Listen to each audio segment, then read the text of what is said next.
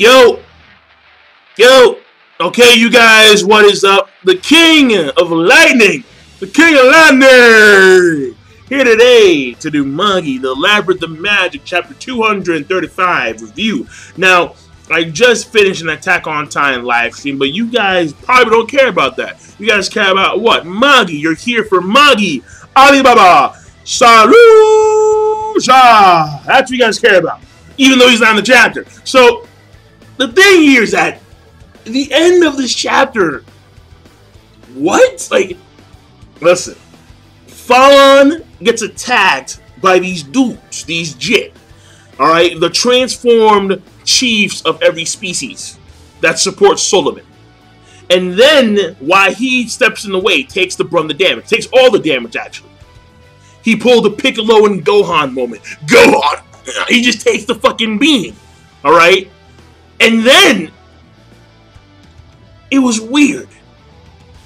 While he talks about seeing tests and I'm gonna go ahead and so on and so forth. So he saved Falon, and then he yanks down Ela. That threw me off for like 15 loops and a half. Because I'm like, wait a second. So doesn't that mean that Falon's dead anyway? Like what? I mean, maybe they're exempt because they have Black Rook, but it's still Rook. So that confused me a little bit. And then we find out that, we find out at that instant, no takes, that all life on the surface was taken out. But apparently there are still people and other species that were alive underground.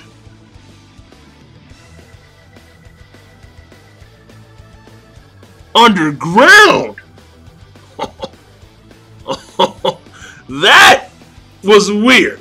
And we see that Solomon, he protected those around him. His final words to Ugo: make sure that you create a new world, or something like that, whatever. And then it got weirder.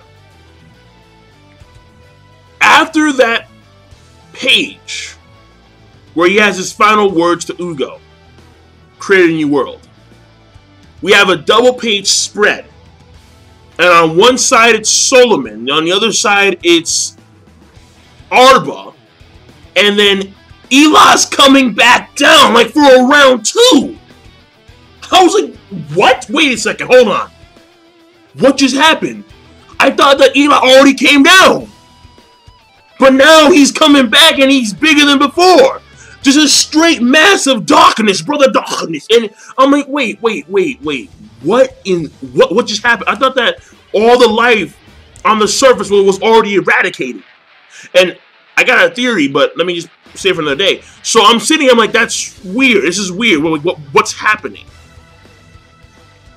So I'm confused as to how that went down. Like, Ela's come back for a round 2. And then after that, there's some dialogue between Arba and Solomon. You don't forgive me, and you killed Ela, and you made everyone equal. But I'm hearing the voice of Ela, and then someone's like, don't be fooled by your own desires, which is not the voice of Ela, and stuff like that, whatever. But then the next page, or the final page, I should say, is pretty much Solomon. Ela's coming down again. And then Solomon, he makes the giant, like, Magi, whatever, I forgot, the emblem has a certain, it's the emblem that defines Solomon's wisdom, right? He makes the emblem, fire emblem, and bam, a giant light, fucking Ugo in the background, Solomon, no, and so on and so forth. So, I was just confused. I was like, this is some weird shit right now. And to sum it all up, the structure, it was the structure of the chapter at the end was abysmal. What is happening? Seriously. I was so confused. When Ela came back for round 2, that's what threw me off. I'm like, he can do that. I mean, again, it's not confirmed or clarified whether or not those who are imbued with Dark Rook can actually survive Elah's touch. Even though Elah absorbs, like, Elah shouldn't have a bias when it comes to Rook. Like, oh, like, I won't hurt the black Rook, but the white Rook, I'm taking it, fuck it. No, it's Rook. There shouldn't be any fucking bias. So he just absorbs that shit. So, whether or not Falon is dead, I don't know. I have no idea. I mean, we know for a fact that Isan isn't dead, because Isan comes back to the story several times over. But we didn't get to see, you know what? I got the page saved. Let me just check real quick, because I gotta see this double page spread. Because it was so weird. We don't see any other of the, let's call them dark magicians. We don't see any of the other dark magicians. All we see is just straight up, because this page I had to save because I was like, how did this happen? Elah already came down and he's back for a round 2. Solomon, he became young, like as if like basically what it looks like Arba becomes the embodiment of Black Rook and Solomon becomes the embodiment of the White Rook. And they have their final face-off with Elah in the middle just coming down and like, fuck it, black or white, it doesn't matter. At least that's the way it should be. It should be black or white, doesn't matter. I'm killing all of you, or I'm taking all of your magma. It's endgame. But how they survive Elah's initial touch? Like, I mean, Solomon, he made a barrier. So does that mean that they made a barrier too? Like, did Arba make a barrier for all of hers subordinates, comrades? I don't know. Like, this chapter just leaves so much desired. Because I don't know. No one can fully know what exactly went down. This, to me, I think is a shame in so many ways, because I really wanted to know what went down specifically. But we find out that we see at the beginning of the chapter, Sheba, her root just goes off into like the Great White Flow as a bird. And then you have Ugo, he pretty much is holding Aladdin.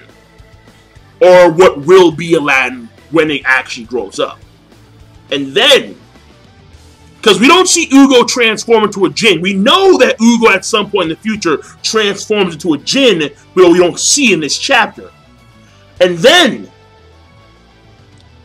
they meet Solomon, and I call that. Right? It's very obvious. He meets Solomon, and Solomon talks to the chiefs of each species. They transform into jinn. After that, they skip like towards the end of the battle, so we don't get to see any of like the actual like fights per se. We skip over, and we just see Paimon just doing stuff with other jinn around her, like other jinn companions, friends, mites, yeah. So that was a shame because they skipped fights, and I love fights. I like fights. I like gore and blood and death. So hey, you know, can we show me the blood and the gore and the death? I fap to that shit. Not really. No, I'm not that weird. I'm not Marilyn Manson. But the point here is, and I'm not saying that he did. I'm not saying that he did. Whatever. Don't care. But just have to clarify that. Why was it so bad, the structure at the end? Like that, why is Falon dead? I was so awkward. Yeah, bring it down! Like, you saved me, but is Falon still alive? Like, this chapter is supposed to, this arc is supposed to be an arc of clarification. Not more puzzles and mysteries. No! No, it's like fucking playing Jumanji. No, can we stop with the complex shit? Can we stop with the puzzles? Let's end it! Fuck! So, I'm confused. I'm confused. I don't know.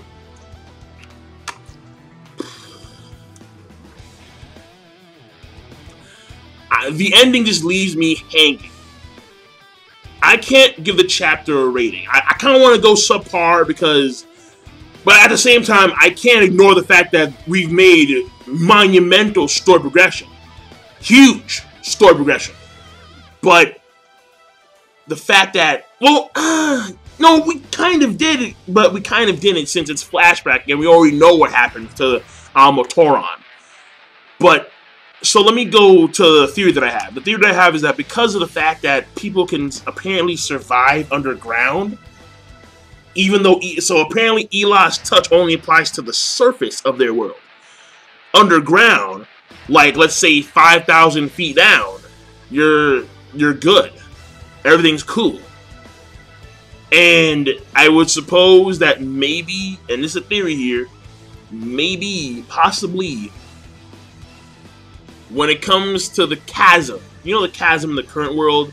You know when Mu saw what a real Faunalise is. Let's just assume that that's underground in Almatoran.